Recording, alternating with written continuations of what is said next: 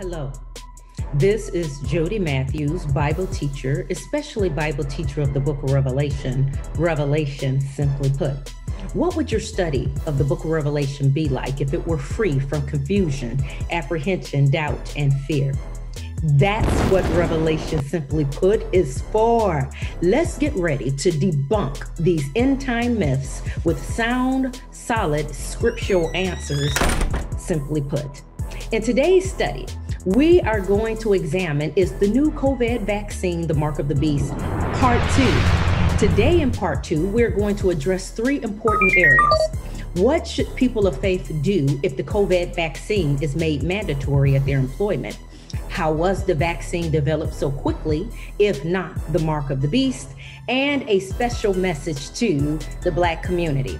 Now, if you studied with us in part 1, you would have examined with us some pretty truthful, accurate info regarding the mark of the beast. Now look, I'm not one to tell you I told you so, but I told you so. We are now back to social crowding. And why? Because Armageddon or Harmageddon would be a time of social crowding and not social distancing. Michigan and many other states went back into 100% operation June 22nd.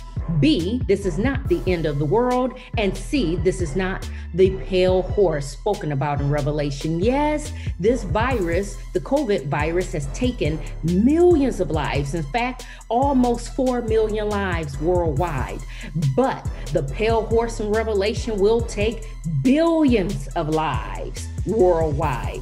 And so our hearts still go out to those of you who have lost loved ones, because I know you have been affected deeply, and we are continuously praying for you. Now, you might ask, though, well, what do all of these things mean? All of this mass rollout and so many people dying. Well, all of these things are what I simply call an apocalyptic spirit going strong in these present days that we're in now. Now, look here. Majority of the time, when people hear of things being mass rolled out or mass mandated, all of these end time events are usually assigned to everything that move in mass form. So although we are witnessing beta types, prototypes, and patterns of end time events spoken of in the scriptures, people of God, this ain't it. Our God, the revelator of the Hebrew scripture, he is very detailed in the information that he gives us. And so this is why I exhort you to open up your Bibles and follow the scriptures. And when you don't understand what you are reading in the scriptures, God will give you the gifts of the church, which is found in Ephesians 4. And he sends teachers and pastors, prophets and evangelists to help bring revelation, no pun, to what we read and see. Now you may ask, well, how will we know that this is the real thing? Well, you will know that this is the real thing, that we are truly, truly in the end, the last of the end days, by studying how God has fulfilled his word in the past. Now, don't forget, just as an example, and then we're going to prepare to get into our study. But just as an example, in the First Testament, God gave specific details about Jesus's first coming. God was so thorough and exhaustive that he pointed out Jesus would descend not just from any nation, but from the nation of Israel. Then God went even further and says, now let me tell you which town he will be born in Israel. He will be born in a town called Bethlehem. Then Jesus pointed out, not only will he be come from the nation of Israel, be born in a town called Bethlehem, he will not be born in the hospital setting per se back in those days, but he will be born out where in animal quarters, out in a manger. Then God went so far as to say, let me pinpoint now, he will come from the 12 tribes of Israel. And then God takes it further and pinpoints which tribe he will come from, which will be the tribe of Judah. And then God wanted to give even more details, and he says, and then within the tribe of Judah, he will come from the line of David. And people of God, there are many more ways God is very detailed and exact, and Jesus fulfilled every one of those things. So again, God gives great details.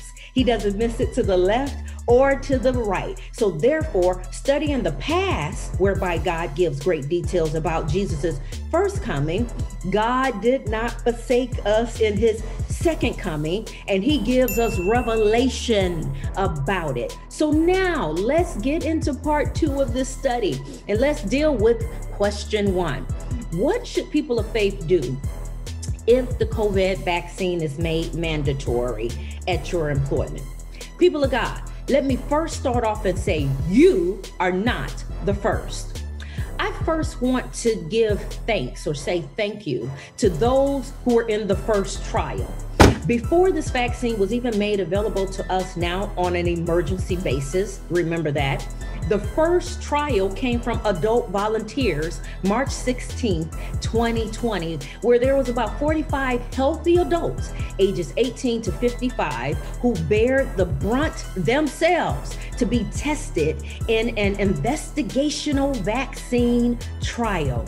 And then after the trial was successful, we then had the first person to be vaccinated, December 14th, 2020, Miss Sandra Lindsay, yes, a sister. She was a critical care nurse at the Long Island Jewish Medical Center, and she comes forth to be the first person tested after there was a success during the vaccine trial. Then we moved to the first group of people who would be getting injected with the vaccine, and that is to healthcare workers, residents, and staff of long-term healthcare facilities. They now become the first group in the United States to start getting the COVID vaccine. So people of God, you are not the first. I want to thank those who gave due diligence, who didn't know as much as we even knew, and especially back then. And they said, you can use our bodies, and they were healthy, thank God, but you can use our bodies to see if this trial would go forth and if this would be a vaccine that would be successful in most people. Now, let's move on to the next group, because the next group will be those, there's a group out there, you have never believed in vaccines, medicines, contraceptives, even aspirins. You don't even take that. This video is not addressed to you. And there are also people who are also exempt for medical and religious reasons from not getting vaccinated or the vaccine. I am not talking to you, but there is another group, which will be you and I, the general public. Those of us, although we may not get vaccinated, we do still go to the hospital. We take aspirins if we have a headache. So there are certain groups of people like healthcare workers, or if you work with the public, or more likely your employment is going to require it. Or if you're in the general population, it may not be mandated, but when you go into a private venue, they may have a requirement for their place of business that you must be COVID vaccinated. Now, that hasn't taken place yet, but that just might very well be. And you might say again, what should I do if that happened? And here is my answer. Use wisdom. Wisdom is knowing what to do. Knowledge, having the facts. Wisdom is knowing what to do with the information and the facts that has been given to you. Now, understand this, if you will. Now that you know that this vaccine is not the mark of the beast, part 1, that this vaccine is not 666 being shot into your arms. I don't care what people are saying and what other conspiracy theories are out there. Now that you know, after a year of practice and after all the other people and the volunteers who gave community service, dealing with side effects due to those who tested first in the community, I would hope and pray that you would not lose your employment over a vaccination. Now stop. Hold on. Before you think I am pressuring you to get the vaccine, just hang on until the end of the video, because my job is to present to you some sound, solid biblical information from the Christian perspective. I want to give you something to think about concerning vaccines and carrying the gospel to the world. Now, just hypothetically, still answering your question number 1, what should I do, to those of you who are a little apprehensive, especially to my saints. If the Lord called you to Africa, if he calls you to Africa, you can't just pick up and enter their country. There are what is called entry requirements. Anybody who is in the mission ministry or serving in the mission ministries are familiar with these protocols. What are the entry requirements? Well, some diseases that have been made rare in our own country, even though they're rare over here, are more common in the other developing world. Thus, one must be vaccinated to enter. In fact, in many of the countries surrounding South Africa, you are actually required to show proof of yellow fever vaccination for entry. Now, that's just one vaccine. Malaria is one of the most common diseases in Africa, but it is easily preventable and treatable with an anti-malarial medication. Thus, some medication must be taken before you enter Africa. Now, COVID is a virus. And if you have been called to minister in Africa, there is a vaccine that protects you and the spread of certain diseases when we enter that domain. Again, use wisdom. Wisdom is knowing what to do. Now look here, the COVID vaccine is just one vaccine, but it is recommended that you be administered a number of vaccines before you travel over to Africa.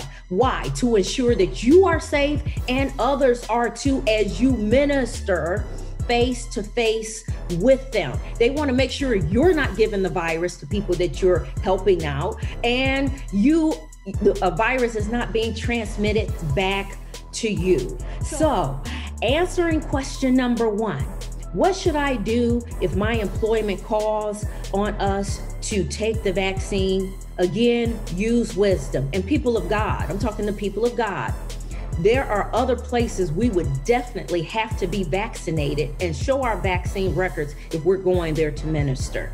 Hang on, because I'm gonna continue to give you some more good information. Now on to question number 2. How was the vaccine developed so quickly if it is not the mark of the beast? Now this one is a hot potato question. Well, out of the 3 vaccines taken today, one of them was developed by an African-American woman. Kizzmekia S. Corbett is her name. Now, I want you to get familiar with this. Kizzmekia Corbett, Kizzy PhD is her Twitter and Instagram handle, is an American viral immunologist on a life-saving mission. Now, if you don't know her, get to know her. In fact, I have included 3 video links down below giving great details on how the Moderna vaccine was developed right from her lips.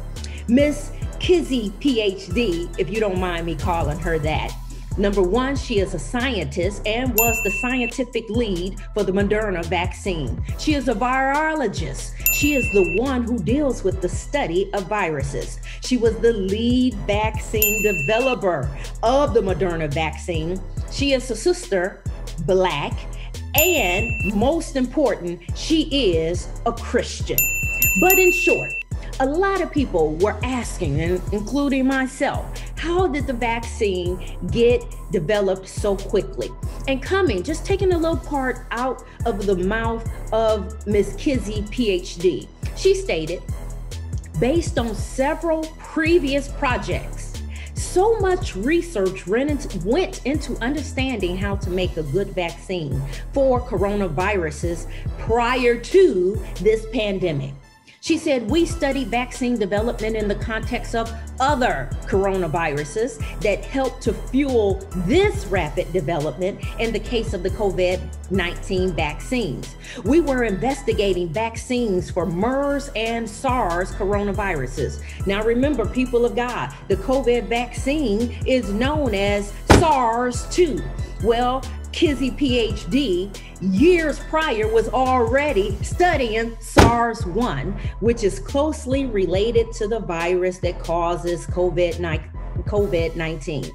Also, she stated they work 60 to 80 hours per week. So let's go back to question 2. This is not the ultimate answer, but here is a very good, plausible answer to why this vaccine or a number of other vaccines were developed so quickly. Here's the simple interpretation. Let's make it real simple. Miss Kizzy PhD was in purpose over 7 years prior. which means in 2013, she was studying 7 years ahead of her time. She was studying for 2020.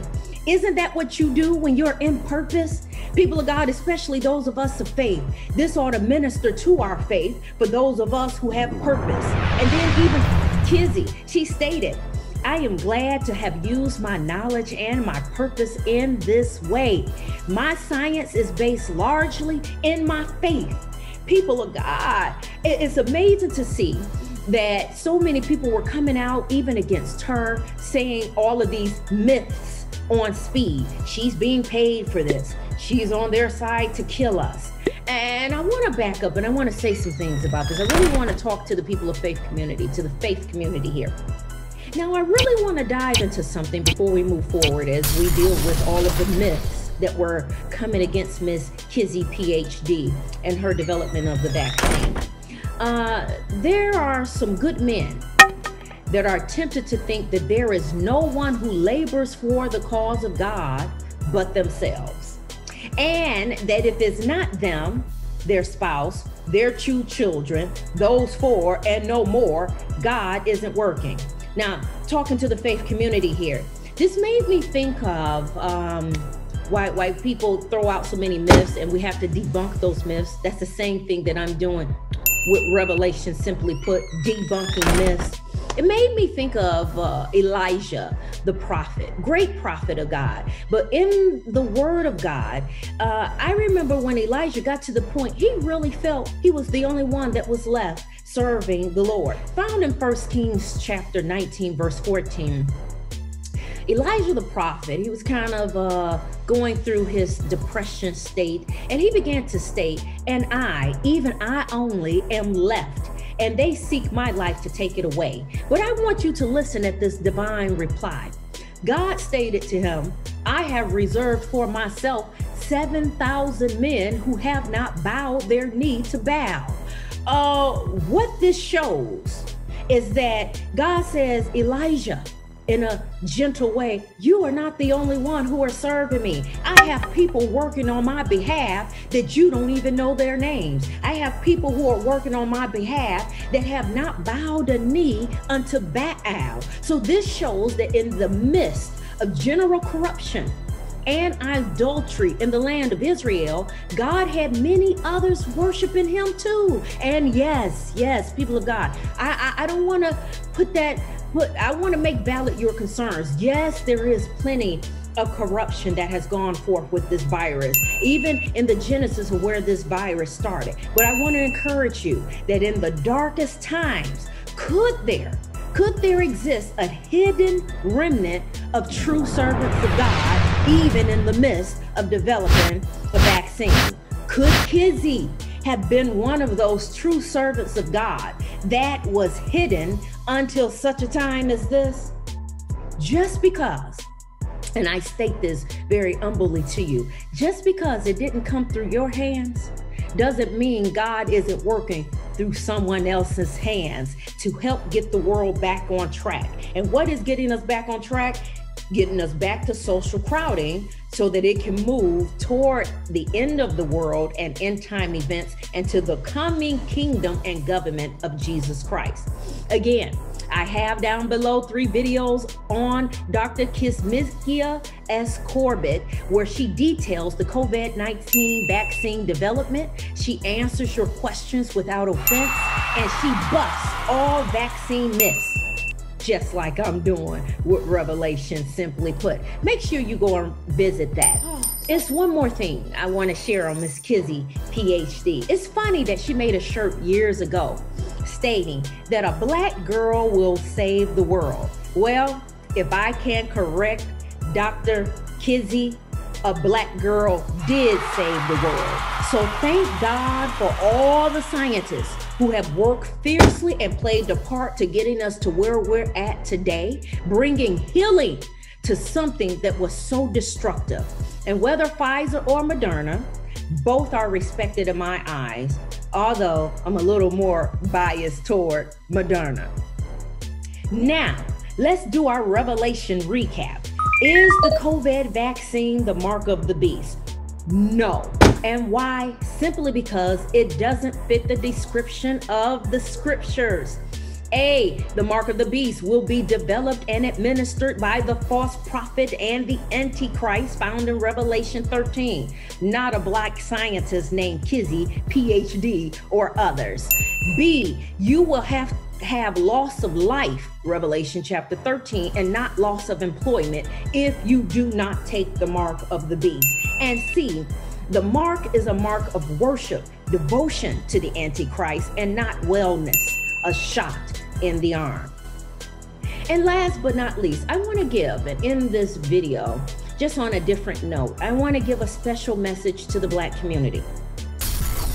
Due to this country's checkered past, which many are having difficulty coming to terms with. And I am so glad God keeps bringing America back around the mountain, because it will not face its dark past, which is sobering, which is why it needs to be taught in the schools and taught to all generation and races of people.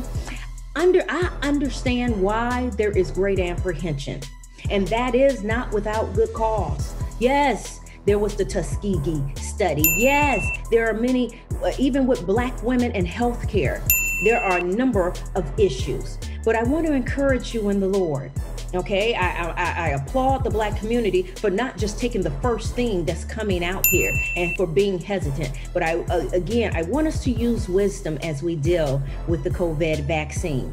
I want us to look in the midst of wolves, because God still has sheep that he has gifted to help to be a light to the world.